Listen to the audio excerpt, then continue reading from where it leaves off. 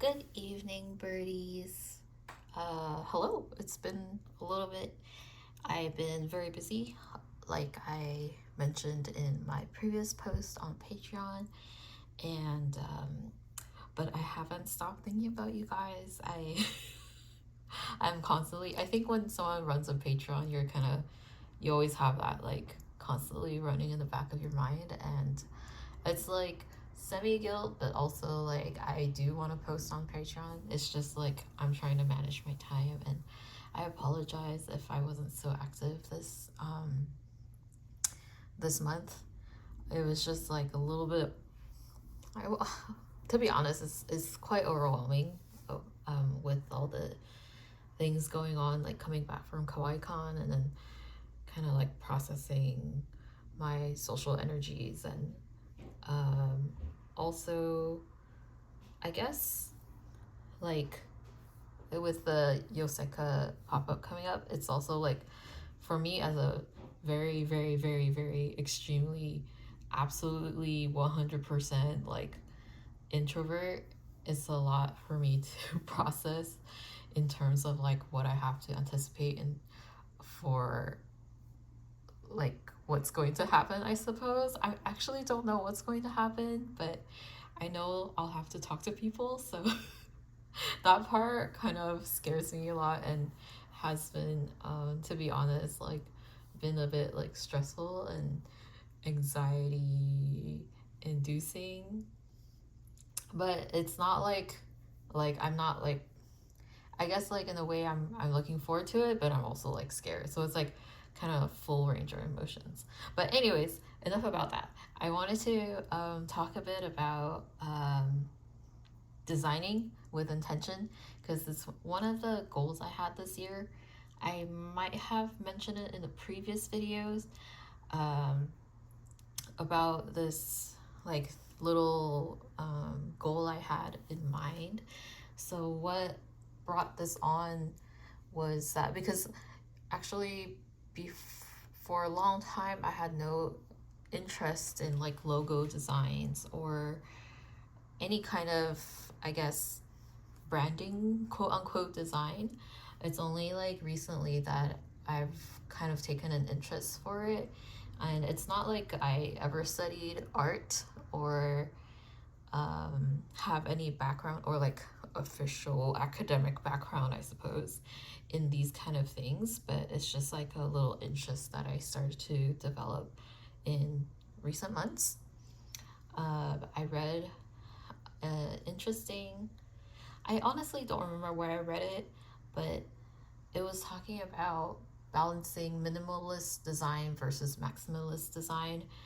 How nowadays in, I guess, like modern culture, we use a lot of like simple designs, simple to the point where it's only like alphabet letters sometimes for certain brands, and how that design doesn't really represent or that doesn't convey the idea of that particular company. So, for example, I guess if you look at just LV, Louis Vuitton, it's like just LV.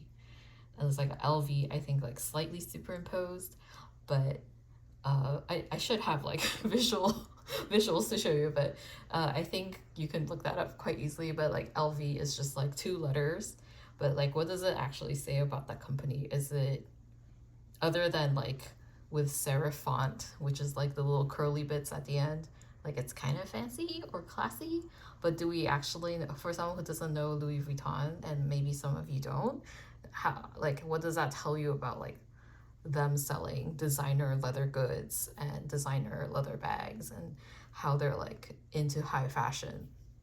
So um, the particular article I was reading about was kind of arguing for, well, I was arguing against uh, well, it was like kind of like warning against how minimal design like doesn't carry enough information for a certain brand.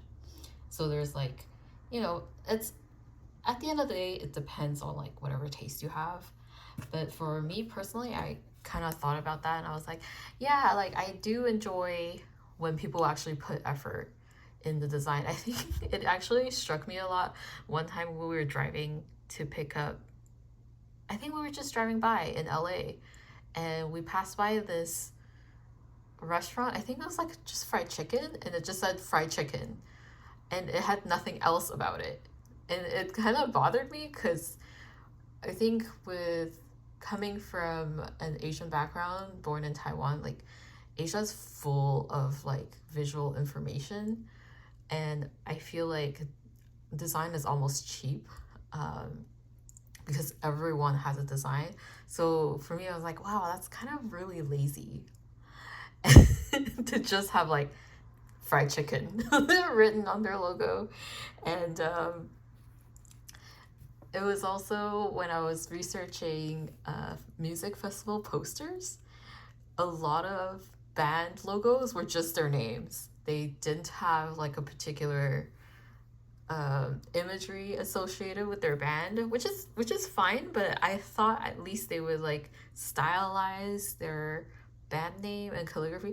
Anyways, I've been going on about this logo thing already for 6 minutes, but that's basically kind of what threw me into this little like goal to do a little bit of design this year, and do it with lots of intention. And so what I had in mind for like designing with intention basically is to also one is to like think about the what I'm trying to convey in a particular drawing. It can be like drawing or like logo stuff. And also, particularly this year, I wanted to look at old Asian packaging or old style packaging and study kind of their stylizations and look at how do they make it work. For example, like, oh, I had like Tiger Balm on my desk, didn't I? I don't have it anymore. I think I was like, I gotta shoot a video, and I like shoved it aside, and it's no longer on my desk. But basically, how do like these old Asian designs work visually, and how can I bring that design language and interpret it into like my own style, but also like have kind of a fresher angle, like more modern, I suppose. It's all very frou-frou, and it can sound very pompous now that I'm like speaking it into reality to you. But that is like basically my intention. How can I learn a visual language, like a traditional visual language, and then use that language and incorporate it into my own processes, I guess. I think like whenever I whenever I talk about design, it becomes a bit highbrow or snobby. But I think it for me it's like personally important, so it's okay if like what some of you guys are like, oh, I don't know what she's talking about, and like just do whatever. I'm like, but for me personally, I find a lot of joy in being intentional, and that's it goes for how's that saying go? Same goes for like when I draw and when I present a piece. I really like to think about like what I'm communicating in my drawings, and that's actually always been my personal goal, is to have it's always to be able to convey emotion, or be able to use drawing as well as like just as well as writing to communicate an idea. I guess that's why like I'm starting to get into this kind of like interest in logos and these kind of like drawings. So I wanted to share with you some stamps because upcoming event at Yoseka. Thank you, Yoseka Stationery, for hosting this mini pop-up. I can't even put into words. Like, this will probably come up later, but for today, it's like, thank you so much to Yoseka Stationery for hosting the mini pop-up April 30th. I'll be there all day. So come find me, and also please use my stamps. I'm going to show you the 3 stamps that I'm going to be bringing to the shop, and talk a little bit about like what went into my mind when I was designing them, because like I want to share with you guys my stamps. I'll start with this one, and then we'll talk about the Yoseka at last. This one, when I designed it, I actually did it with the intention of like thinking about my Twitch channel. I really like my little animal characters that I use on Patreon, and Talvi and Kevat are like these little flying fox, angel and devil fox characters that I've created. Talvi has been in existence for quite a while. In my previous like RP role-playing groups, I had him as like little pet to my other characters. And then I kind of like reskinned him for my Patreon, and I added Kevat to be Talvi's counterpart. So they're like kind of like angel and devil, and I just like really like this little combo. Yeah, just like this is like that was it. Like I just wanted to have like these cute contrasting little characters. So Talvi is white and Keva is actually like a dark gray. And this stamp, this particular drawing was made because I wanted to have a little logo stamp so I can use for my Patreon, but I also have them kind of like posted on my Twitch channel in my profile, and I have them like as I wanted to use them at first for like emotes, but then I kind of like shifted into using my character for emotes. But at one point it was Talvi and Kevat for my emote set. So you can see them on my Twitch channel, which is twitch.tv/Zakili. That's why I put this here. It's like, this is Zeta Akile and you are a star. I wanted to have like I forgot why. I think it was like during Tumblr times, and there was like a Tumblr that I particularly liked, and it says like, this is blah blah blah. And so that's why this kind of stuck to me, like, this is me. And I'm not sure if people remember or people know, but Zeta Akili is a star in the constellation of Akili, and it has like it's basically the tail of the eagle Aquila. And for me, like, the tails of a bird has always been a rudder. So it's kind of like, I hope that it can steer me in the right direction. I shared this where Zeta Akili comes from a couple of times, but it's always like a little embarrassing when I talk about it. But it's basically just to like it's a star that reminds me to like make the right choices, I suppose. And then here it says your star because I think it's cute, or like I find it's fun to have like little sayings, like positive affirmations for someone else. Like, I want to remind you that like you are a star, you're unique, and you belong in this world. And so that's why sometimes like behind my postcards they'll have like these kind of little sayings, and that's just like, I guess, my way of bringing positivity to the world, ? It's a little cheesy. I know it's very cheesy, but that's basically my intention behind it. This one is a circle shape because intentionally I made this a circle shape with like a double band here, because I was looking at JR station stamps. So in Japan, each JR line and Tokyo Metro line have their own like Eki stamp, which is train station stamp, and JR station stamps have actually, if you look carefully, they all have like stars at the side. And I really like star patterns, so that's why it's like a circle. JR station stamps are circle, Tokyo Metro are square. And then the JR stations have like 3 on the side, and it has like their name, the name of the station. Yeah, so that was what went behind the thought of this particular stamp. You can see like I brought these to Kawaii-Con recently, and like people went people went a little ham on stamping. So here's the stamp design. There's like, it's a dot grid, so you can see the, hello camera, hello,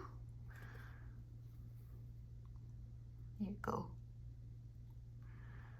Yeah, and also I like this kind of circle pattern because it kind of reminds me of Converse, and I really, for some reason I really like the Converse like logo, the star, like circle with the star inside on the shoes, and I was just like weirdly enamored by it. Okay, and then next one, we're gonna talk about this stamp.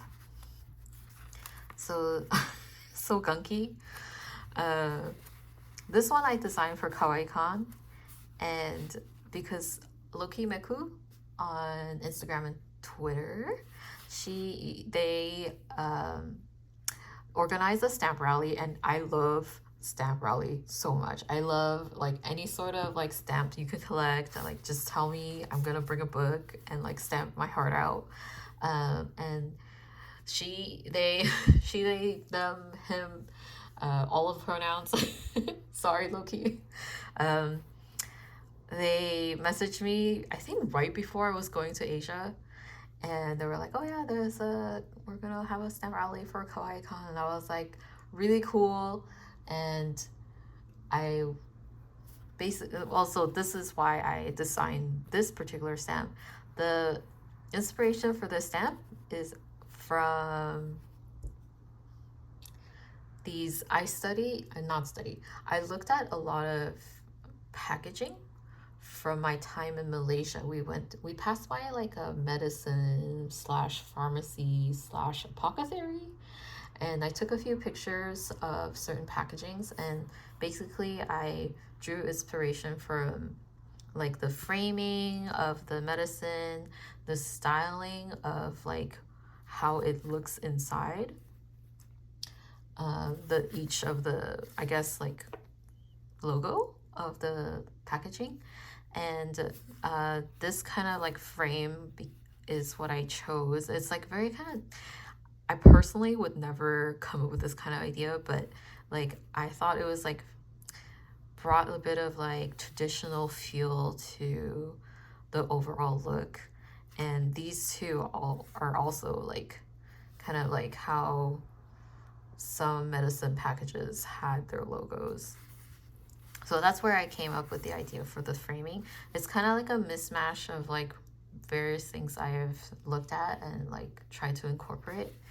The tiger is like, this is also one of my characters on Patreon. So most of my Patreon animals, if you're watching this not from Patreon, because I will probably publish this video publicly, most of my animals are like star themed or have a star kind of like nod to them, especially the tiger, and there's also a bunny.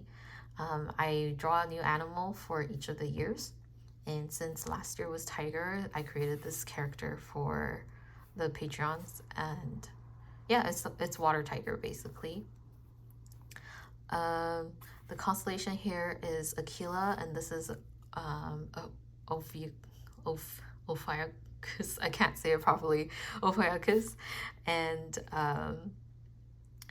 yeah, Aquila basically, like, again, like my username instead of Achille.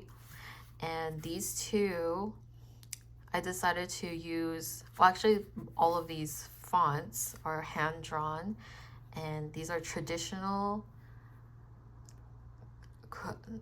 There's like ancient Chinese characters, and then there's like more ancient Chinese characters, and this is like the middle ground ancient Chinese characters.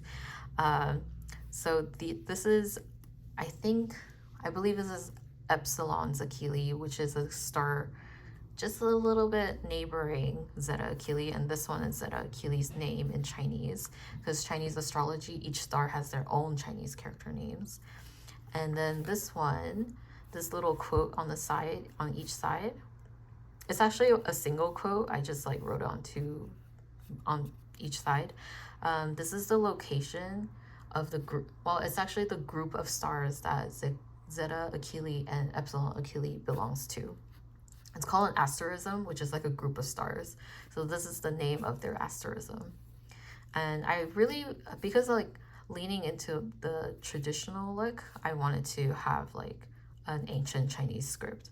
And they don't make these in, I guess, like fonts or anything. So I had to like Google like a search engine that would generate these for me and then write it in my own style and then incorporate it into this design. And yeah, and then you have a little bit of specs here and there for the star space look. And I added this little how do you call it, like stripiness, for also like more texture and a bit of like depth to the design. Actually the original design has a little bit of, what is it called, gradation in the background here, but because of my noobness what are words, it's quite late here, but I was just like so excited to show you this Yoseka stamp. I was like, okay, let me film a video, because I was unfamiliar with how to design pixelation or like halftone on rubber stamp, or how to convert that. Like it didn't come out in the stamp itself. Okay, it's like, I washed this, it's clean, but it's just because like it's been really used. So it's clean, guys, it's clean. But yeah, it didn't come out in the printing, which is fine because this one is not so much reliant on halftones for like the look. So it still turned out really good. And I'm really pleased about the overall design. Because like, I think personally, I like balancing this traditional frame with like this very kind of like clean modern look for the tiger was like exactly what I wanted to achieve. Yes. So I was very happy about how this turned out. Yeah. But then, learning from my mistake, I tried again to do the halftone.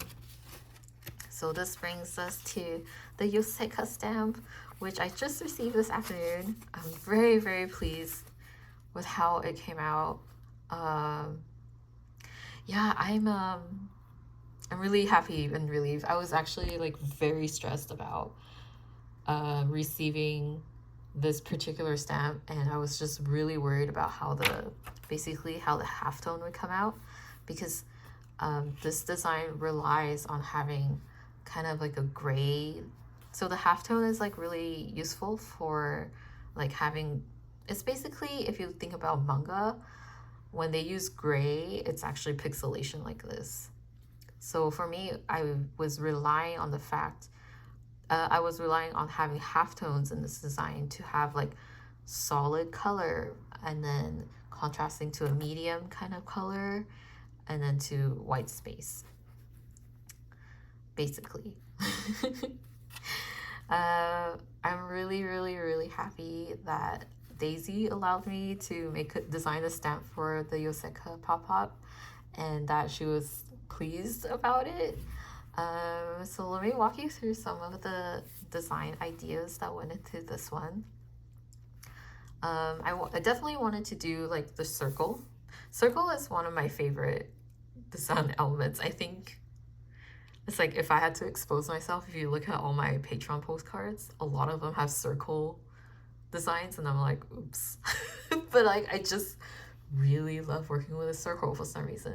And if you look at my past commission samples, they're all basically wreaths. I love working like with a wreath design, so I couldn't pass it up. Hold on, let me put this here. Maybe I could put it here, or like this. Okay. Um, the idea behind this particular stamp, also thank you for those who are still listening. Thank you so much. For this particular stamp, I obviously wanted to have a focus on Yoseka. And for me, Yoseka is the one in Taiwan and also the one in New York, because basically the one in Taiwan is the first one that I knew.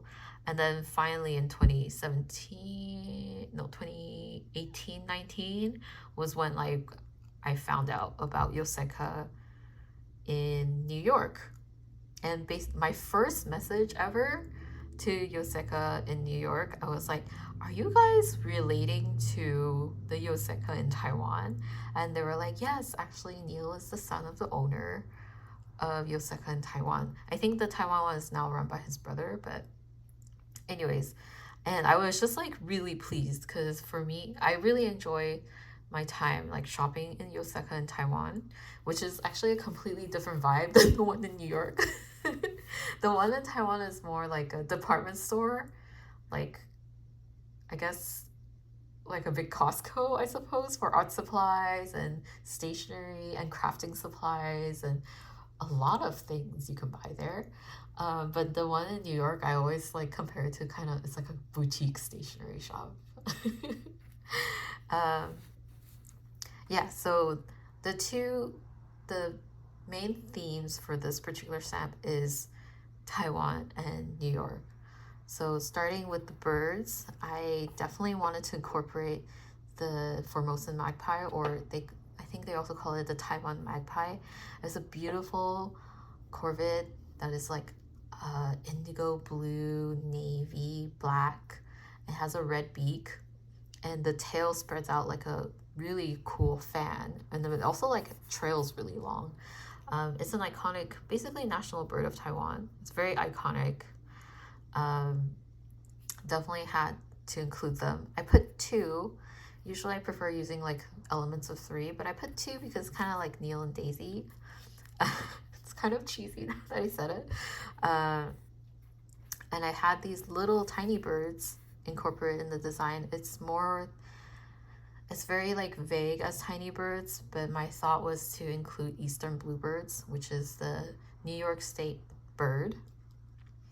And then we have roses here again for New York State flower, and plum or peach blossom are the flowers of Taoyuan, which is the district where Yoseka, Taiwan is located. So that's kind of their official flower. Basically, the name Taoyuan is actually like peach plum garden. So it's like, yeah, I had to use that. So that's the explanation for the birds and the plants. I was really interested in the tiles in Taiwan because traditionally there's a lot of ceramic works for like the outdoor buildings, and Taiwan has a history of these beautiful artisan, like colorful, beautiful mosaic tiles. And I thought it was fitting to include them because I did want to fill out, otherwise, like, I did want to fill out the space a little bit because I really wanted to design like a full passport page stamp. And I decided to settle on the tiles because of the history of Taiwan with tiles. But also, I thought it was fun because if we're thinking about like ceramic tiles, Yoseka last year for their anniversary released a line of ceramic inks with Institute. So I was like, oh, it'd be really fun if I could incorporate the ceramic tiles into the design. And so I just chose a few that I found on the internet by looking up like Taiwanese traditional tiles. These are all like hand drawn. I didn't do too much like vectoring for this particular design because I kind of wanted to do, I was a bit, okay, to be honest, I was short on time, but I also wanted to, I just wanted to have like hand drawn most things of the within this design. Yeah, that's basically it. And you can tell why having the halftones really important. At this point, when I chose to include the tiles in the design, I thought it was like really important to try to include the halftones, because if you just imagined this design without these, it wouldn't look as good. And it wouldn't look as complete and like dynamic without that halftone layer. So I was like crossing my fingers super hard. I'm like, oh, I really hope the halftones come out on the stamp. I even left a note when I left my order. I was like, please, please, this design really relies on having these dots come out. Please email me if something goes wrong. um, yeah, and that was the reason for the tiles.